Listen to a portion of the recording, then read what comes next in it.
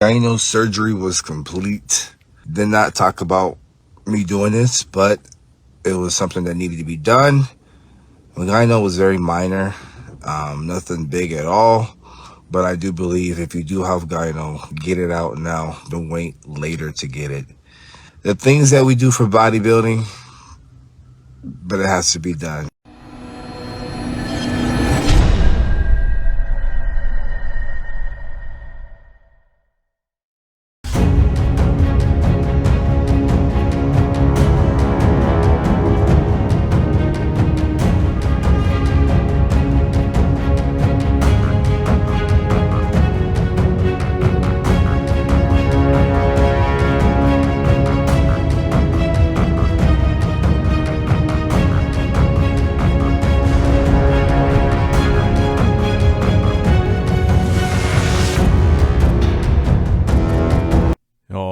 What's going on, you guys? Nick here with Nick Strength and Power. I've got a couple of interesting stories for you guys today. The first story that I've got for you guys today, Keone Pearson announced today on Instagram that he actually underwent gyno or gynecomastia surgery. If you guys are unaware what that is, it's kind of the small, lumpy, fatty deposits that can often be seen in the lower pec, often around the nipple area. And this was something that he hadn't announced prior that he was doing, but this is something that I noticed ever so slightly, and he acknowledges this in his own video. But it was very, very slight at the Olympia, but it was kind of noticeable. I went through a lot of the Olympia pictures after I saw Keone announce that he had the gyno removed to try to find one that showed what it looked like the best. And the best shot that I could find, I'll show you guys a couple, but the best shot that I could find from the Olympia was the abs and thighs shot. And that's where you can really see, again, it's right in that lower pec, right around the nipple area. But if you zoom in on the abs and thighs photo, I think that's where you can see it the most noticeably. And then I'll zoom into a couple other poses where you can kind of see it. But again, like he says in his video, it's really not that noticeable. But I did notice it a little bit at the Olympia. And I saw a few people commenting on it around the time of the Olympia. But I think it's something that slipped past a lot of people. So it wasn't a big deal to begin with. I think it's an interesting development with Keone because like I've said in many videos, I think that Keone will go on to do great things in open bodybuilding just like he's continued to do in 212. And I think the name Keone Pearson is going to be a name that we're talking about for years to come, whether it's in 212 or in open bodybuilding. So any surgical development really with Keone I think is a significant story. Because Keone is young, he's got all the talent in the world for bodybuilding, and I feel like he's the future. But let me know what you guys think in the comments below. Was this something that you felt like was an issue at the Olympia? Do you think it was super noticeable to begin with? Or do you think this is just kind of a very minor detail, Keone having this surgery, and it wasn't something that was a major issue anyway? But let me know in the comments down below. Now, next up in the news. This is kind of the story of the day. This is something that a lot of people are talking about. Mr. Unchained, Stephane Matala, also known as Stephane NFC on Instagram. He posted a physique update today that really got a lot of people talking, where he says he weighs 130 kilos in this physique update. Obviously a much, much bigger version of his physique than we're used to seeing. And 130 kilos would be 286.6 pounds, and he's a relatively lean 286.6. Now, if you guys don't know who Stephane is, he started out in Classic Physique. He qualified for the Olympia twice by winning 2 Classic Physique Pro Olympia qualifiers, but we have not seen him on the Classic Physique Olympia stage. The first Olympia that he pulled out of, which I believe was the 2023 Olympia, I believe there was some kind of health issue going on with his family, so he had to skip that Olympia because of a family medical emergency. Then this year, he announced that he was going to be switching to open. He felt like it was too difficult for him to make weight in Classic Physique, and he couldn't really realize his true potential having a weight cap, so he wasn't going to do the Olympia, and he was going to move to open bodybuilding. There's also a lot of comparisons between him, his physique specifically, and Ramon Dino's physique. People called him the French Ramon Dino for a while. And if you guys don't remember, this was the original reel that he posted that went viral that really got a lot of people talking about him in the first place. This was posted very early 2023. And just for context, just the contrast between this video and the updates that you saw today. In this video, he's weighing 112 kilos, which is 246.9 pounds. So he's gained 40 pounds, and they look like pretty solid pounds between this video and the physique updates that you saw today. Now, I'm a bit reluctant to like super hype up this guy because, like I said, we haven't had the opportunity to see him compared against the best classic physiques in the world. Even though he qualified for the Olympia, we never saw him on stage, so we couldn't even gauge really how good he actually was in classic. We know he was good enough to win shows, and here's a video of one of the shows that he won to get to the Olympia. This is what he looked like in classic. And you can see he's struggling with condition a little bit, and I think that was also in part due to the last minute trying to make weight. I think he was always pretty over the weight cap in the offseason and during his prep, and I think even from the beginning it was a struggle for him to make weight. But you look at this, and you look at this year's Open Mr. Olympia champ, Samson Dauda, and if you like Samson Dauda's physique, and you like seeing open bodybuilding go trend in that direction, this is definitely the type of guy you want to see make a transition to open bodybuilding because he's got that classic structure. He's got that small waist. He's got those crazy lines.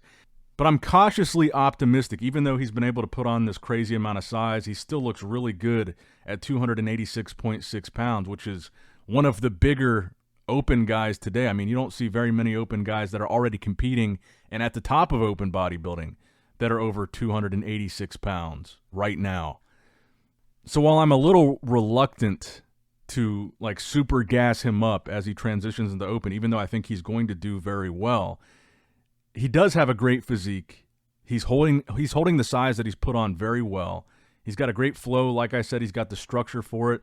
But we just don't know yet if he's one of these guys that looks really crazy and maybe looks his best on Instagram, in pictures, in videos, because like I said, even though he's won those classic shows, we still haven't seen him compared against the best in the world in the division that he was in. So it's hard to even extrapolate how well he could have done at the Classic Olympia and then say, well, by that he could do, this well in open bodybuilding. It's kind of hard, really hard to know.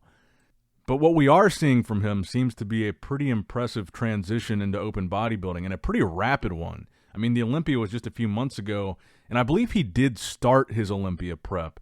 But towards the end is when he announced he wasn't doing it, and he wasn't going to finish out the prep because it was just going to be too hard, and he was too far away from the weight cap. Which he must have been, and must have been true if he's already almost 290 pounds. And we still don't know when he intends on making his open debut, but I'm sure it's going to be a much talked about story because the guy does have an impressive physique. There's no doubt about that. But let me know what you guys think in the comments below about his transition to open bodybuilding. Do you think it'll be successful?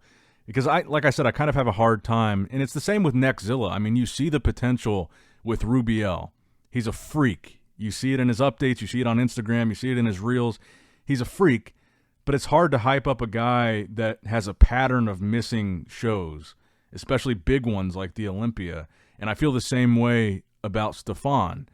He looks great on Instagram. I'd love to hype him up, but I'm hesitant because he's missed these big shows back to back, and it's kind of the same thing with Rubiel.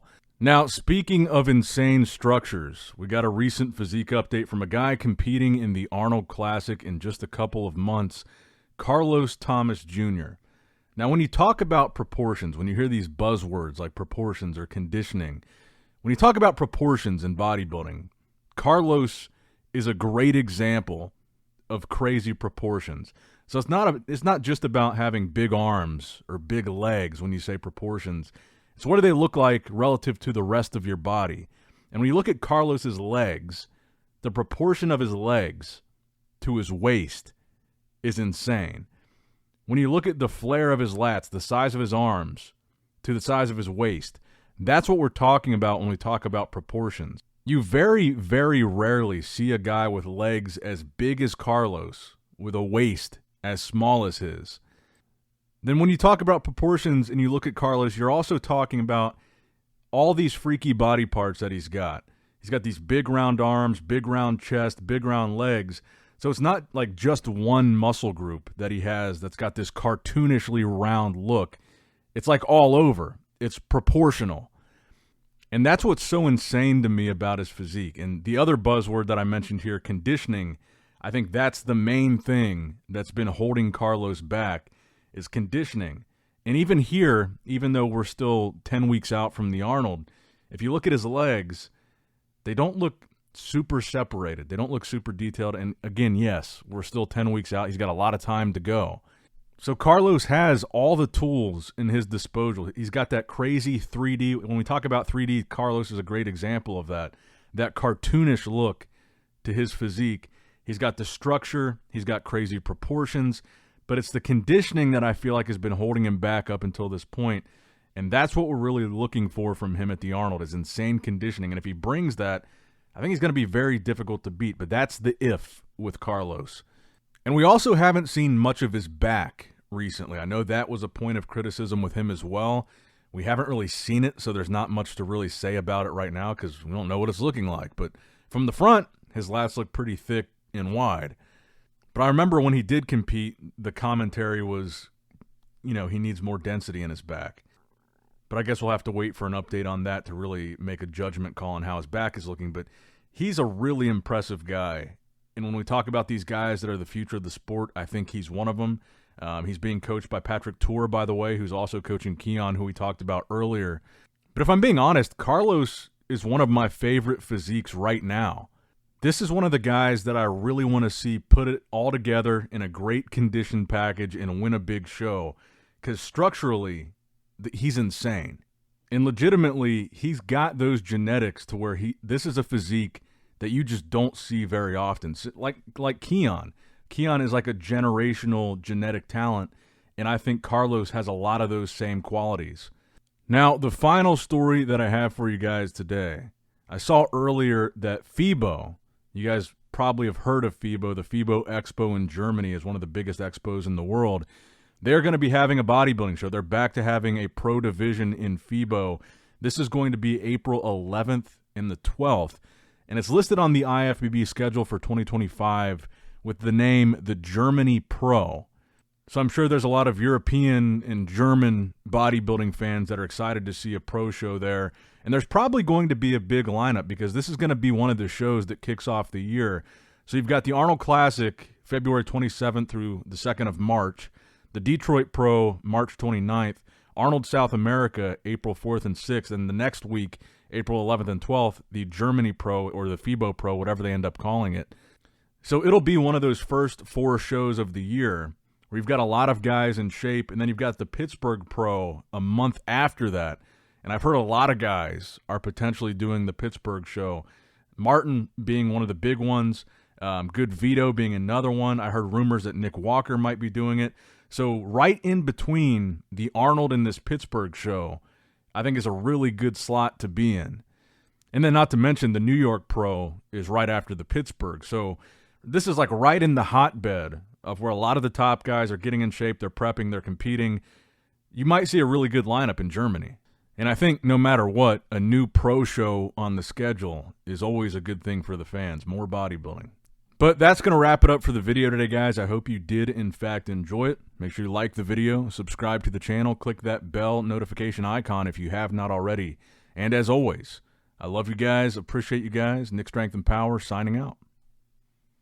All right, guys, don't forget to click that like button and subscribe to this channel if you enjoy the content. Also, check out my Instagram at Nick Strength Power. My Facebook page, which is simply Nick Strength and Power. My secondary YouTube channel, Nick Strength and Vlogs, for vlogs and bonus content that you will not see on this channel. And consider subscribing to my third YouTube channel, Nick Strength and Pokemon, which is all things Pokemon and trading card games, completely unrelated to this channel. So if you're into that, give that one a look. And all links to merchandise and social media will be in the description box below. If you guys want a Nick Strength and Power t-shirt, that will be in the Shopify link below. Have a great day.